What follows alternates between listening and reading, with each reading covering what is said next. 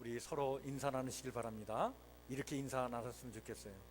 그리스도의 평화와 기쁨이 함께하길 바랍니다. 한번 그렇게 인사 나누시죠. 주님의 평화와 기쁨이 함께하길 바랍니다. 감사합니다.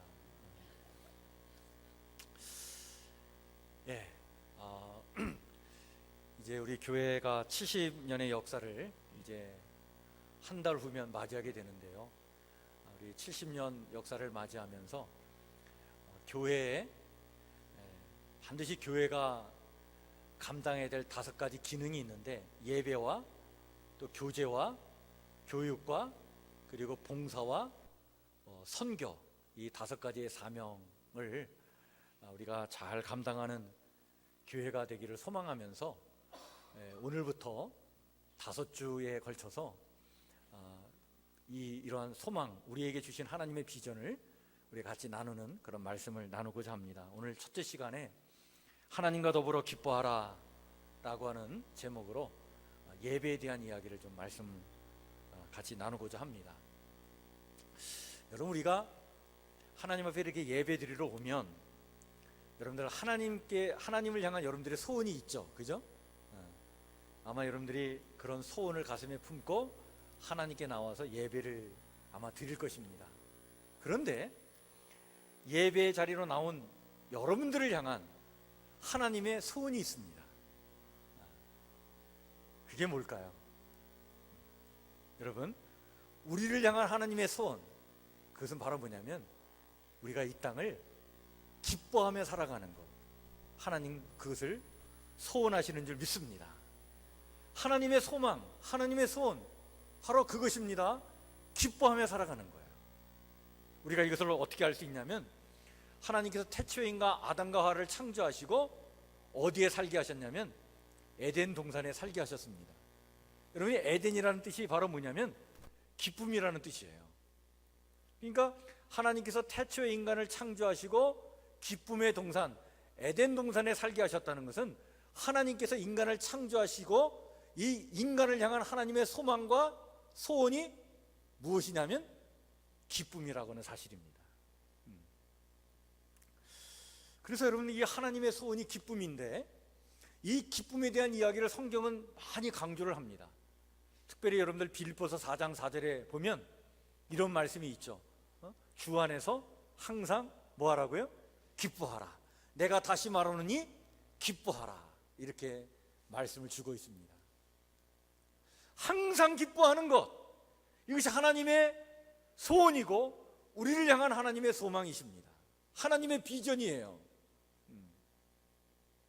여러분, 기쁨으로 살아가시길 바랍니다. 근데 여러분, 이렇게 생각하실 거예요. 아니, 어떻게 항상 기뻐할 수 있어? 항상 기뻐하라고 그러는데, 아니 어떻게 항상 기뻐할 수 있을까? 왜냐하면 우리가 살아가는 세상이 만만치 않잖아요, 그죠? 어려움이 있고 또 고통이 있고 눈물을 흘리게 하고 좌절케 하고 절망케 하는 일들이 얼마나 많은데, 아니 항상 어떻게 우리가 기뻐할 수 있겠는가? 그런데 여러분, 성경은 가능하기 때문에 항상 기뻐하라 이렇게 말씀을 주신 줄 믿습니다. 이게 어떻게 가능하겠습니까?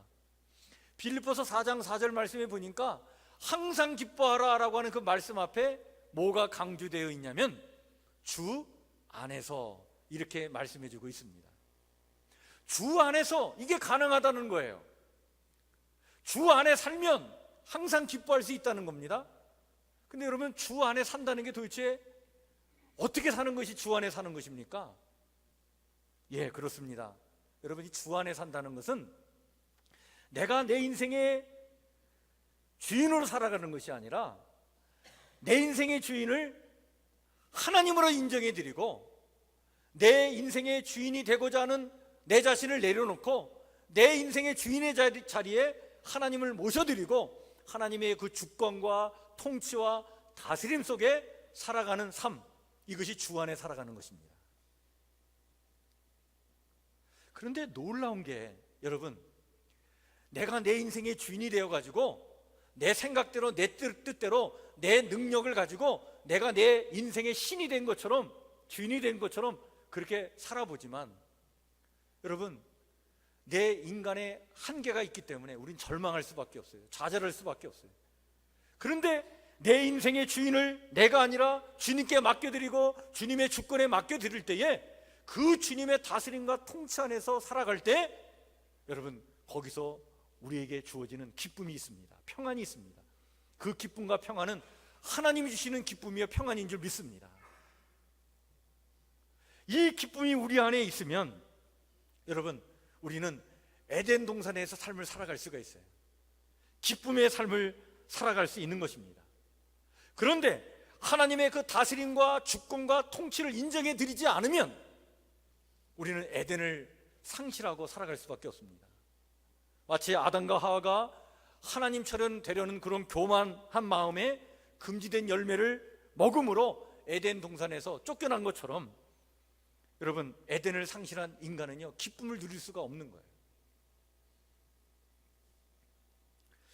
그런데 성경의 놀라운 메시지는 이렇게 교만해서 하나님께 주권을 맡겨드리지 않고 자기가 자기 인생의 주인이 되어서 살아보겠다고 살지만 정작 기쁨을 잃어버리고 살아가는 이 인생들, 그러나 하나님은 그 인생을 포기하지 않는다는 사실입니다.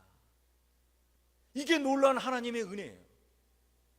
하나님은 우리를 향하여 기쁘게 살아가기를 소원하실 뿐만 아니라 그 기쁨을 잃어버리고 그 기쁨을 상실하고 그 에덴 동산에서 추방되어서 그 절망 가운데 살아가는 우리를 포기하지 아니하시고 기쁨의 삶을 살아가도록 오늘도 우리를 구원해 주시고 그 기쁨의 삶으로 우리를 이끌어 가시는 줄 믿습니다.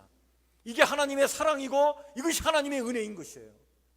이 사랑과 은혜로 오늘도 우리 가운데 역사하시는 하나님은 이런 사랑의 열정을 가지고 오늘도 우리와 함께 하시는 줄 믿습니다. 이게 하나님의 놀라운 은혜입니다.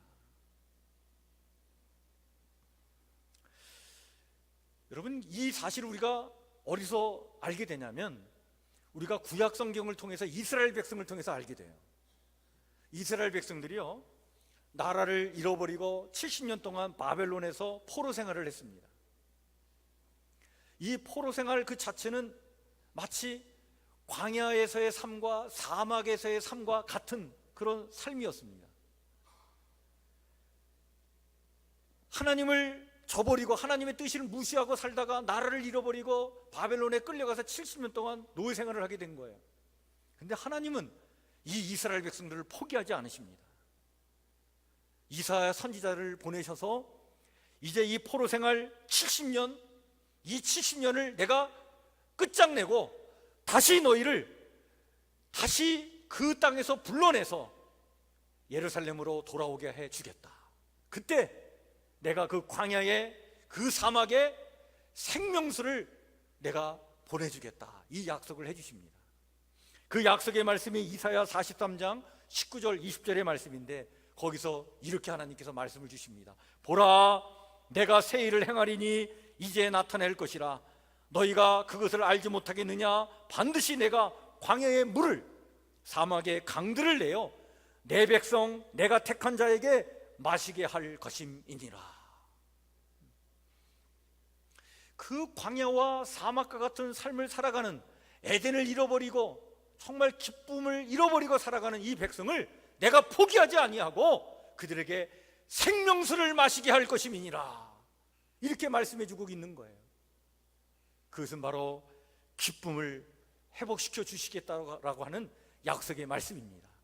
그런데 이 약속의 말씀대로 이루어져서 바벨론 70년의 생활이 끝나게 되고 그들은 고국 땅으로 돌아가게 되죠. 여러분, 그렇습니다. 하나님 없이 사는 인생은 실로 광야와 사막과 같은 삶을 살게 되어 있습니다. 그런데 그런 삶을 살아가는 인생을 하나님은 포기하지 아니하시고 오늘도 그 광야에 그 사막에 생명수를 흘러 보내주신다는 사실입니다. 예수님 십자가 보혈의 은혜를 통해 기쁨의 삶을 원천적으로 막아놓는 우리의 죄를 이미 다 용서해 주셔서 그 예수님을 통해 이미 오늘 우리에게 그 생명수를 주신 줄 믿으시길 바랍니다. 예수님은 이 땅에 생명수로 오신 분이시에요. 뿐만 아니라 의심과 좌절과 두려움과 낙심과 걱정과 좌절의 눈으로 이 세상을 바라보는 우리를 성령님은 오늘 우리 가운데 임재해 주셔서 믿음과 소망과 사랑의 눈으로 이 세상을 바라보게 하심으로 환난 가운데서도 기뻐하며 살도록 오늘도 우리 가운데 함께해 주시는 줄 믿습니다. 이것이 십자가와 부활을 통해서 또 성령의 역사를 통해서 하나님께서 우리에게 주시려고 하는 그러한 놀라운 은혜의 역사, 바로 생명수의 역사요 기쁨의 역사인 것이죠. 여러분, 이런 하나님의 은혜와 사랑을 전적으로 믿고 의지하며 살아가는 심령들 속에 하나님께서 참된 기쁨을 주시고 그 기쁨을 맛보게 해주실 줄 믿습니다. 저는 20대 중반 나이에요. 정말 그 20대 나이에 인생의 바닥을 이렇게 경험한 적이 있었어요. 군대를 제대해가지고 나왔는데 그냥 삶이 얼마나 어려운지요. 그래서 신학대학을 다니던 때였는데 학교 복학을 포기하고 돈 못 쳐 벌겠다고 직장을 얻으러 나갔는데 이게 세상이 제 마음대로 안 되더라고요. 그래서 막 이리저리 다니면서 그 직업을 얻으려고 하는데 길이 막히는데요, 제가 완전히 땅바닥에 쓰러져서 완전히 절망 가운데 있었는데 그때 제가 하나님의 은혜로 다시 일어서는 그런 은혜를 제가 받은 적이 있습니다. TV를 보다가 하나님을 만났어요.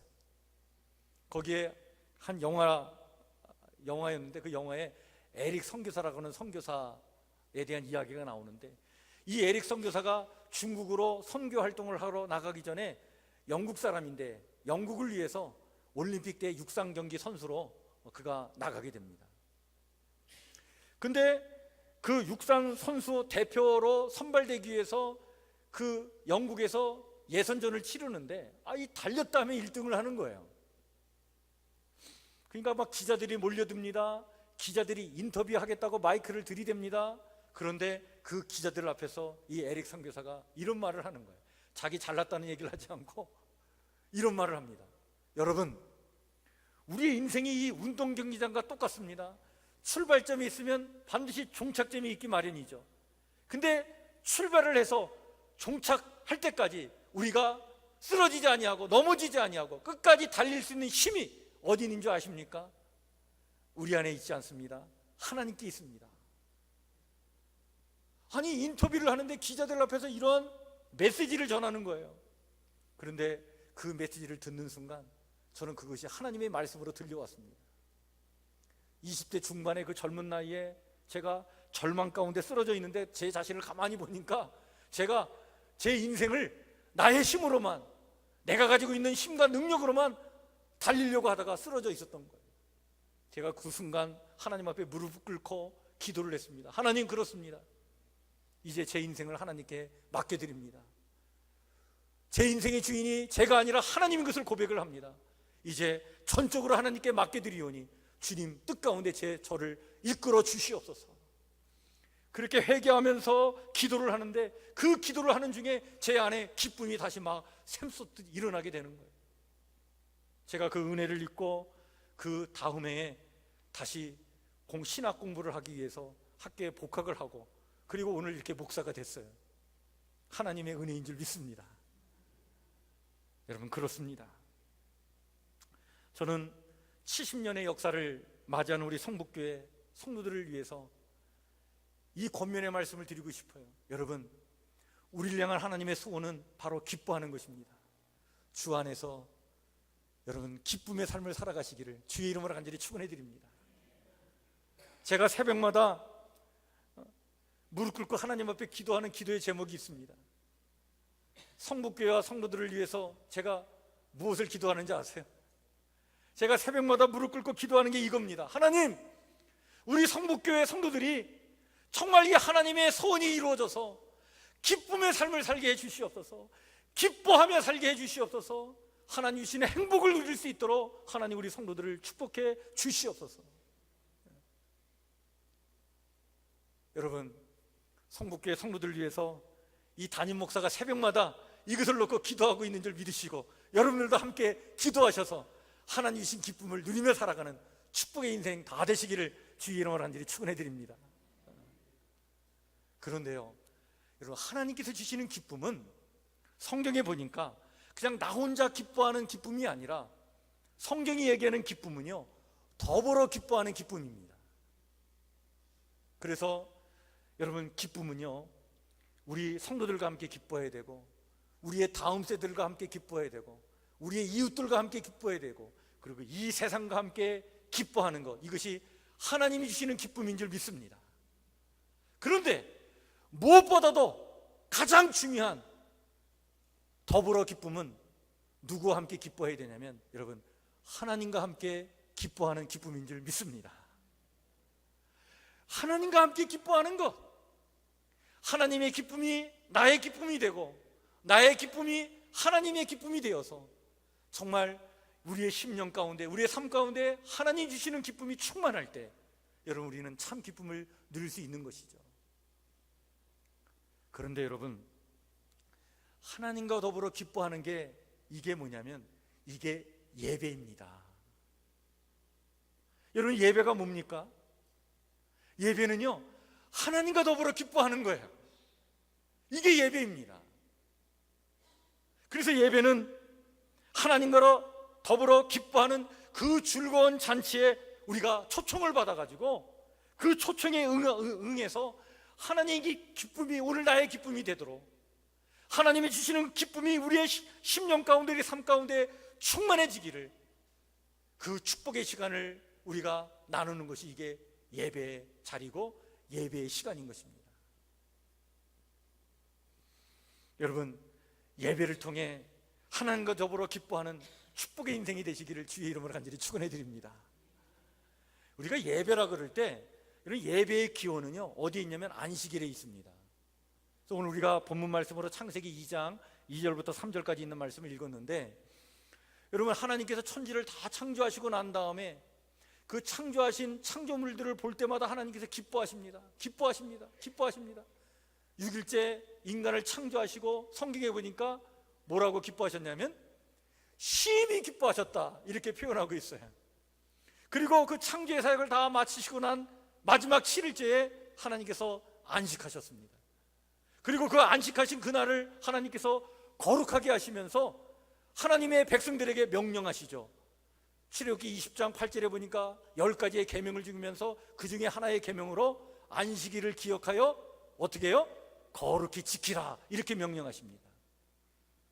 여러분, 안식일을 거룩히 지키는 것, 이게 뭡니까? 이게 예배입니다. 그러면 어떻게 하면 이 안식일을 거룩히 지킬 수 있겠습니까? 안식일을 거룩히 지키는 방법이 뭡니까? 이 안식일이라고 하는 이 단어의 히브리어가 샤바트라고 하는 단어인데, 이 단어가 굉장히 중요한 의미를 담고 있습니다. 이 안식하다라고 하는 이 단어의 뜻은 이런 뜻입니다. 멈추다, 그치다, 쉬다, 자리에 앉다, 그리고 제거하다, 폐하다라고 하는 뜻입니다. 이 동사들이 함축되어서 그것이 안식하다라고 하는 단어가 된 거예요. 무엇을 말합니까? 여러분, 하나님은 엿새 동안 지으신 그 모든 것을 보시고 너무 심히 기뻐하셨습니다. 그 기뻐하신 하나님, 그 하나님께서 당신의 하신 일을 멈추고 쉬신 그날, 우리 사람들도 모든 하던 일을 멈추고 하나님이 기뻐하시는 그 기쁨의 자리에 하나님과 함께 동참해서 하나님과 더불어 그 기쁨을 나누자 라고 주신 날이 안식일이고, 그 하나님의 기쁨을 함께 나누는 것, 이것이 예배이고 이것이 안식일의 의미라고 하는 거예요. 그래서 그 안식일을 지키기 위해서 먼저 해야 될 일이 있는데, 그것은 바로 뭐냐면 멈추는 것입니다. 하던 일을 그치는 거예요. 그리고 하나님 앞에 가서 앉아 있는 겁니다.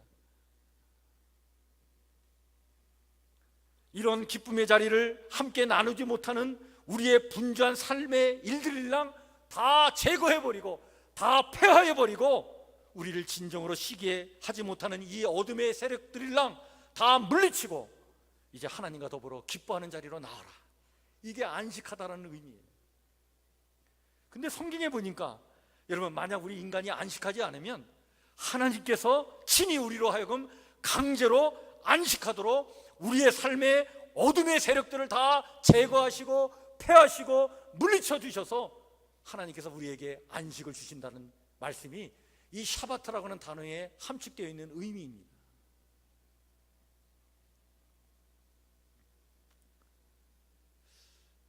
여러분, 그렇습니다. 우리가 이 안식일날 이 예배 자리에 와서 해야 될 일은 바로 뭐냐면 우리의 삶의 모든 것들을 다 멈춰야 됩니다. 그리고 하나님과 더불어 기뻐하는 그 기쁨을 나눠야 될 줄 믿습니다. 우리가 예배드리러 나와가지고요, 아직도 내 삶을 그치지 않고 멈추지 않고 있는 것들이 있어요. 예배 자리에 나와서 내가 집에 가스불을 켜놨나 안 켜놨나 그거 걱정하고 있고, 예배 시간에 세상 도가라는 것 염려하고 걱정하고 있고. 여러분들 그거 멈추셔야 돼요. 그치셔야 됩니다. 오직 앉아서 하나님만 바라보시길 바랍니다. 더불어 하나님과 기쁨을 나누는 축복을 누리시길 바랍니다. 이게 안식일날 우리가 드려야 될 예배인 거예요. 여러분, 이스라엘 백성들에게 하나님께서 이 안식일이 너무 중요하기 때문에, 하나님과 더불어 기뻐하는 이 삶이 너무나 중요하기 때문에 이스라엘 백성들을 애굽에서 그들을 430년 동안 노예 생활을 하던 그들을 끌어내가지고 가나안 땅에 그들을 보내시기 전에 이 예배가 너무나 중요하고, 하나님의 백성은 예배의 삶을 최우선으로 삼아야 되기 때문에 이 예배가 중요하기 때문에 그들을 가나안 땅에 보내기 전에 먼저 어디를 부르십니까? 시내산으로 부르시죠. 그 시내산에서 하나님의 백성은 예배의 삶을 살아야 된다 그래서 예배에 대한 규정에 대한 말씀을 잔뜩 주십니다. 그게 출애굽기 20장 이후에 나와 있는 말씀이고 레위기의 말씀 아니겠습니까? 그런데 그 말씀을 찬찬히 살펴보면 거기에 하나님 앞에 하나님의 백성이 예배를 드릴 때 반드시 세 가지 예배를 드리라고 강조하고 있어요. 첫 번째가 바로 뭐냐면 매일 아침 저녁으로 예배를 드리라는 거예요. 그래서 여러분들, 이스라엘 백성들은요 아침 저녁으로 제사를 드렸어요, 하나님께. 그리고 안식일날 반드시 하나님께 예배를 드려라. 그리고 세 번째는 월삭, 매월 첫날 하나님께 예배를 드려라. 이 세 가지는 반드시 하라라고 민수기에 강조되어 있는 것을 보게 됩니다. 왜 하나님께서 매일, 매주, 매월 이 예배를 강조하셨을까요? 이유가 있습니다. 그렇습니다. 매일의 삶이, 매주의 삶이, 매월의 삶이 바로 하나님과 더불어 기뻐하는 그러한 축복의 삶이 되라고, 그런 삶을 살라고 하나님께서 이 예배를 강조하신 거예요. 그런데 여러분, 사실 하나님과 더불어 기뻐하는 이 예배의 삶은 이게 쉽지 않습니다. 이게 그냥 저절로 이루어지질 않아요. 왜냐하면 여러분, 우리 인간이 본질상 악하고 이 세상이 악하기 때문에 우리를 가만히 이렇게 멈추게 만들어주지 않습니다. 우리를 하던 일을 멈추고 하나님 앞에 나가 앉아서 하나님과 깊은 호흡을 나누면서 하나님과 더불어 기뻐할 수 있는 그런 시간을 우리에게 허락하지 않는 세상을 우리가 살고 있는 거예요. 이게 인간의 교만 때문이고 악한 본성 때문이고 인간이 만들어 나가는 이 세상의 어둠의 세력 때문에 여러분, 우리가 이게 쉽지 않은 겁니다. 그래서 예배를 제대로 드리려면 대단한 각오와 결단을 하지 않으면 안 되는 거예요. 오늘 여러분들 이 주일에 이렇게 나오셔서 함께 우리가 앉아서 예배를 드리는 여러분들, 지금 이게 기적의 사건에 지금 동참하신 거예요. 이게 얼마나 큰 기적인지 몰라. 여러분, 이게 예배 드리러 나와서 앉아있다는 게 이게 대단한 기적이에요. 왜냐하면 세상이 이렇게 호락호락하지 않습니다. 우리를 멈추게 하지 않습니다. 계속적으로 우리에게 탐욕을 부추기고 그런 탐욕을 이루기 위해서 정신없이 살게 하고 우리를 막 이 세상의 흐름 속에 막 휘둘려 살도록 이 세상을 우리를 그렇게 이끌어가는데, 그걸 딱 멈추고 하나님 앞에 나와 예배한다는 것, 이건 기적인 거예요. 이 기적에 우리가 참여하기 위해서는요 결단이 또 대단한 각오가 필요합니다. 여러분, 예배라고 하는 단어를 히브리어로 샤하라고 하는 단어를 쓰는데 이 단어가 뜻이 뭐냐면 이런 의미입니다. 굴복하다, 엎드려 절하다 라는 뜻이에요. 이게 무슨 말입니까? 정말 하나님 앞에 나와서 굴복하며 엎드려 절하지 않으면 예배가 이루어질 수 없다는 거예요. 그 정도의 각오와 결단으로 하나님께 나와서 굴복해야 하나님과 더불어 기뻐하는 그 은혜와 축복이 우리 안에 이루어지게 될 줄 믿습니다. 구약성서 시대에 하나님의 백성들이 하나님 앞에 예배 드릴 때에, 제사를 드릴 때 반드시 예물을 가지고 올라갔어요. 그 예물을 가리켜서 코르반이라고 얘기를 합니다. 그런데 그 코르반이라고 하는 예물이, 그게 원래 뜻이 뭐냐면 내 몸에서 가장 가까운 것, 그걸 얘기하는 거예요. 그게 코르반이에요. 그걸 가지고 하나님 앞에 나와서 예배를 드려야 되는데, 여러분 한번 생각해 보세요. 내 몸에서 가장 가까운 게 뭘까요? 내 몸에서 가장 가까운 것, 그게 코르반이에요. 그게 예물이라는 거예요. 그게 뭐죠? 내 몸에서 가장 가까운 것, 그게 심장이고 우리의 창자, 내장이에요. 그래서 이 코르반이라는 단어하고 어근이 같은 케렙이라고 하는 단어가 있는데, 그 단어 뜻이 뭐냐면 우리의 내장을 얘기합니다. 이게 뭘 얘기합니까? 내 심장과 내 창자를 끊어내듯이 내 생명을 하나님께 바쳐드리는 그런 결단과 각오가 아니면은 하나님 앞에 온전한 예배를 드릴 수 없다는 거예요. 그래서 예배자가 정말 그 예배 시간에 하나님과 더불어 기뻐함의 그 축복의 자리에 나가려면 이러한 결단과 각오가 필요하다는 사실입니다. 그런데 이러한 결단과 각오로 여러분 하나님 앞에 나가 예배를 드릴 때 그 예배를 받으시는 하나님, 우리를 통하여 기뻐하시는 줄 믿으시길 바랍니다. 그 하나님의 기쁨을 스바냐 선지자는 스바냐서 3장 17절에 이렇게 우리에게 이야기하고 있죠. 그들로 인하여 기쁨을 이기지 못하시며 그를 잠잠히 사랑하시며 그로 인하여 즐거이 부르며 기뻐하노라. 여러분, 내 생명을 드리는 그 결단과 각오로 하나님 앞에 나와 예배를 드릴 때 하나님은 그 예배자를 기뻐하신다는 거예요. 다니엘이 그랬습니다. 여러분, 다니엘은요 하루에 3번을 예배를 드리는 사람이에요. 3번을 기도했다는 건 하나님 앞에 3번을 예배했다는 것이고, 하나님과 함께 더불어 기쁨을 나누는 시간을 3번을 가졌다는 거예요. 그런데 이 다니엘이 페르시아 제국 때에, 페르시아 제국의 다리오 왕 때에 총리가 됩니다. 그때 이 페르시아가 제국이 넓어가지고 총리 3명을 뒀어요. 그 총리 3명 중에 넘버 1이 다니엘이었고 넘버 2, 넘버 3가 있었는데, 이 넘버 2와 3 총리가 이 다니엘을 견제하기 시작했어요. 시기와 질투를 하기 시작했어요. 그래서 이 다니엘을 제거해야 되겠다 생각을 해서 흠을 찾는데 흠을 찾을 수가 없었어요. 결국 뭐 가지고 흠을 만드냐면 다니엘이 하루에 3번 하나님께 기도한다는 것, 그거 가지고 이 다니엘을 제거하려고 합니다. 왕에게 가서 얘기하죠. 왕이여, 앞으로 한 달 동안 30일 동안 왕 외에 그 누구에게 기도하거나 예배하지 않도록 왕의 명령을 내리십시오. 그 명령을 어기면 어디로 보내자고요? 사자굴로 보냅시다. 그래서 왕의 그 권위를 한번 이렇게 나타내 보십시오. 그 다리오 왕이 사인을 해버렸어요. 그리고 명령을 공포했습니다. 그런데 다니엘이요, 그렇게 왕의 명령이 있음에도 불구하고 하나님과 더불어 기뻐하는 그 시간을, 그 축복의 시간을 그는 포기하지 않습니다. 하루에 3번 그대로 기도하잖아요. 결국 잡혀서 사자굴에 들어갔습니다. 그런데 여러분, 그렇게 자기의 생명을 내어드리는, 심장과 창작을 끊어내서 하나님 앞에 내어드리는 그러한 예배자의 삶을 하나님 기뻐하시기 때문에 하나님은 다니엘을 보호해 주십니다. 사자굴에서 구원해 주시죠. 다음날 가보니까 사자굴에 다니엘이 죽어있어요, 살아있어요? 살아있는 것을 이 다리오 왕이 보잖아요. 너무 놀래가지고 이 다리오 왕이 다니엘이 섬기는 하나님을 찬양하지 않습니까? 결국 모함했던 2 총리가 바로 사자굴에 들어가서 사자의 밥이 되는 꼴을 당하죠. 사도 바울은 우리네 삶이 매일 하나님과 더불어 기뻐하는 예배의 삶이 되도록 교회 성도들에게 이렇게 권면을 합니다. 로마서 12장 1절 2절 말씀입니다. 그러므로 형제들아, 내가 하나님의 모든 자비하심으로 너희를 권하노니 너희 몸을 하나님이 기뻐하시는 거룩한 산제물로 드리라. 이는 너희가 드릴 영적 예배니라. 너희는 이 세대를 본받지 말고 오직 마음을 새롭게 함으로 변화를 받아 하나님의 선하시고 기뻐하시고 온전하신 뜻이 무엇인지 분별하도록 하라.